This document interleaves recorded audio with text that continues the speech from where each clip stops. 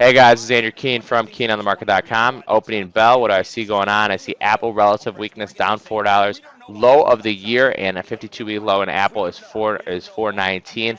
I still think Apple tests under that level. We see relative weakness with the British pound. Netflix also down. I am ripping up a couple $100 bills in DKS. DKS, I'm long a call butterfly. I have a new entry here. I am bidding the BPZ SEP 2 calls for 80 cents. Based on unusual option activity from Friday, I've not got filled. I start to wonder whether Schultz is going to look for an exit, by the way. All right, cool. Ooh, yeah. I mean, this is so far above what he actually would have been even able to do a deal at. Best Buy actually up today. I think if there wasn't a private equity deal, Best Buy is the worst stock in the world. I think it's a showroom for Amazon, but private equity is making it go higher. HUN, we see some May 18 calls being sold. Humana, we saw a call buyer on Friday. I said I do not take trades in Humana, so I'm not taking a trade today in Humana as well. ETFC, I've been trying to buy it on a pullback through October 11 straddles. Nothing so far. So as I look on the right, and this is everything I have a position on in, I see a lot of red. I see a lot of red on the right. Lurks forever, and I just think it's an okay business. I'm shocked the stock's in 20 is what I'm saying. I'm shocked. LUV, I'm still long calls in LUV. Stock's down 19 cents. Southwest Air. So I have a lot of positions on. I have to manage them. I have a lot expiring on Friday. Expiration is on Friday. And a lot of times it's about risk management. There's two types of trading. There's risk management and there's trading. You know, I have to be a good trader, but just like a baseball player has to be a 5-tool player, I have to be a 5-tool trader when it comes to trading. I have to worry about risk management. You know, I have to worry about good setups. I see ANN selling off hard here, down 75 cents.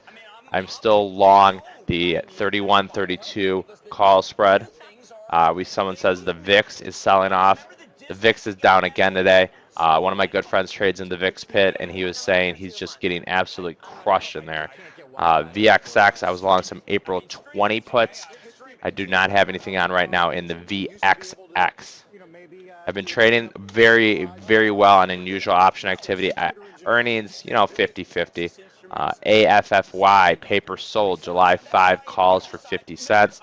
I'm not going to take a trade based on this one, but I'll put this in for you guys. Paper sold, 1,000. AFFY, July 5 calls for 50 cents. I'm not taking a trade in that. You can just do jawbone, and have your speakers work them right off of your jawbone. Oh, I'll tell you all about it. Yeah. Jawbone. I mean, I'm still trying to send an emoji St. Patrick's Day to my kids. I got an emoji. So I haven't seen much unusual option activity yet. Doesn't mean there won't be any good unusual option activity. You know, we see a new high of the year. SPOOs are currently down at 150. Panel up 18 cents. I have not done anything with my panel call butterfly. I'm still in my panel call butterfly for earnings. The paper sold 1,000 AFFY. July 5 calls for 50 cents. And what you're saying about the weather, Jim, was interesting because they're talking about taking down the inventory because it was unseasonably warm. But then when it became cold again in January, they missed out on those JCPenney down a nickel. weather items. So they got a little bit too cute on the inventory and they got burned for it. Look, Cabela's reports Cabela's has more gun sales. We know gun sales are very strong. Dick's is a terrific story in terms of how well. Kramer's talking about Dick's right now. Stock's down 423. On my call butterfly in DKS, I do not have anything to do in it, right? I don't have to manage it at all. If it goes to zero, it goes to zero. The most I can lose when I buy a call butterfly is what I pay for it. So the most I can ever lose when I buy a call butterfly is what I can lose for it. This is why I've been setting up these risk versus reward setups, CIEN, P, and ANN. Because the most I can lose is what I pay for. If I buy a call spread, the most I can lose is what I call for. When I buy a call butterfly, the most I can lose is what I pay for it.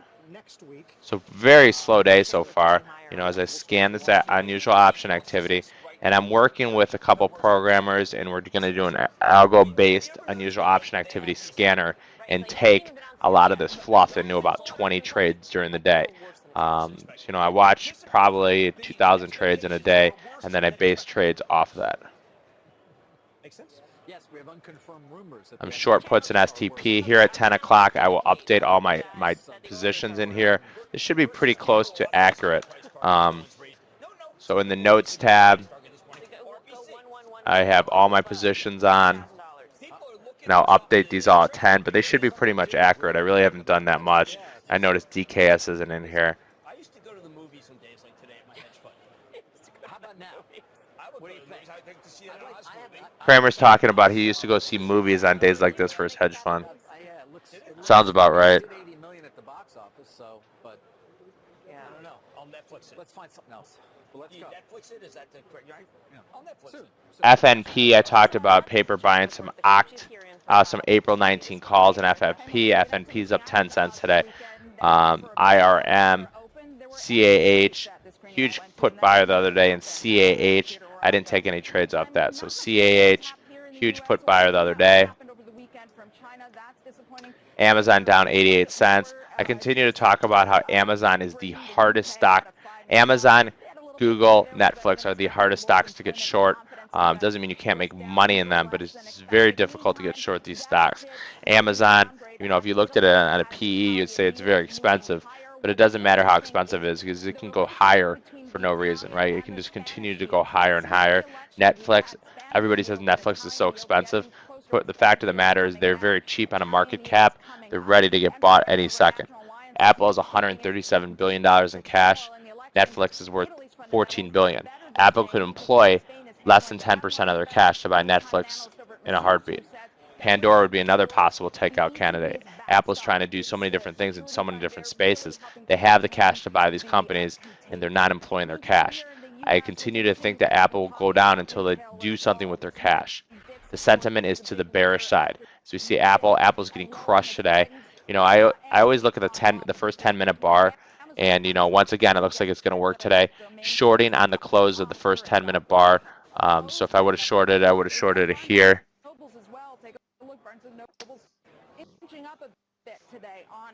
Should have shorted at 428. It's already down $1.50. In a trading range day, it's harder to take shorts off the 10-minute bar. It works very well on trending days. 419, as I talk about, is the low of the year, also the 52-week low. Every $1.10 Apple goes down is $1 billion in market cap it loses. Every $1.10 it goes down is $1 billion in market cap it loses. I see a possible bullish setup here in Valero, VLO. I'm not going to take a trade here, but paper buying calls here in VLO. The short-term trend is too weak for me to take a trade. This is the 6th straight day it's made lower lows and lower highs. So, possible bullish setup. Data points in terms of economic numbers this week to move us ahead. I'd say a bit of a pause. Nonetheless, given some of the negative news over the weekend, we are holding in this morning. Back to you. Makes a ton of sense. Morgan Stanley came out today. So possible bullish setup here in Valero, VLO. I'm not taking a trade on it. Paper's buying a bunch of calls. Possible bullish setup here in Valero, VLO. Buying March 45 calls. Paper just bought about 4,000 March 45 calls. So Valero paper just bought 4,000. 4,000 options is equivalent to 400,000 shares of stock. So someone is buying the right but not obligation to get long 400,000 shares of Valero VLO between now and March on the 45 line. The stock is currently trading 44.30. I continue to say, am I bullish? Yes, but I don't want to extend too many bullish positions, you know, up here. This is almost too much, too fast. If we look at the minis on a daily chart,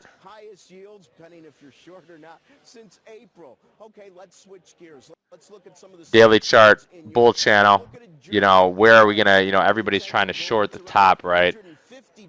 A bull channel can go on forever. This could, in theory, go on forever. now well over 50, and it really is pricing in weakness in the European front. If we Apple look at coming the back a little bit. French 10-year and the Italian I had 10-year, one of our contributors write an article of why and we can see that its yield isn't really doing much. why The you should Italian buy 10 Google and short year, Apple. as it gets closer and closer to this 6% level, it is reflecting some selling pressure, but maybe not commensurate with the downgrade and some of the issues on the political front. If we switch gears again, the biggest currency today, it's normally the dollar yen, but I think it's the pound today. And as you look at this, Pound is just getting butchered. I've been talking about getting short the pound, the yen, and the euro on any rally. I mean, look at this chart. This is grotesque. Buying straddles and also getting short. I unfortunately haven't made money on this, and this has been one of my things that have been bothering me. I say short the pound, yen, and euro on any rally. So here's the British pound, here's the yen, any rally whatsoever. And then we can look at the euro as well. All weakness in all these. So that's going to wrap up the morning session. No unusual option activity yet. I am down a little bit of money today, but don't sweat it because there's more trades to come in today. Thanks, guys. If you want to get into the live trading room and to watch me trade equity options, futures, and forex, shoot me an email, andrew@keenonthemarket.com. Thanks, guys.